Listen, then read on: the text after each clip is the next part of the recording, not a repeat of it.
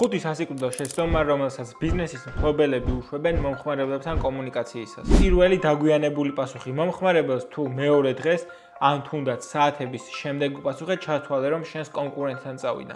მეორე ინფორმაციის გადაჭარბებული გამოკითხვა, თავიდანვე ბევრი კითხვის მიყრით. სანამ მთავარ ინფორმაციას ეტყვი, მომხმარებელი იღლება და ტოვებს ჩატს. მესამე ემოციის ინტერესის არ ქონა.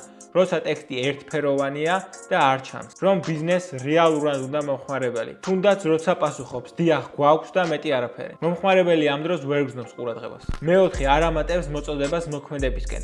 მომხმარებელი რაღაცას ეკითხება და პასუხის შემდეგ არ ეუბნება რა გააკეთოს. და ბოლოს, თავს არ ახსენებ ორჯერ მაინც. წარმოიდგინე, როცა ადამიანი შენს პროდუქტზე წერს, ანუ საკმაოდ დაინტერესებულია და შეძენა უნდა. თუ თქვენი პირველადი კომუნიკაცია კრახით დასრულდა, მიუბრუნდი რამდენჯერმე, უკეთესი შეთავაზება გაუკეთე და შეახსენე თავი. გაითვალისწინე ეს რჩევები და ნახავ, როგორ გადაიქცევა მოზიდული აუდიტორია რეალურ მყიდველად.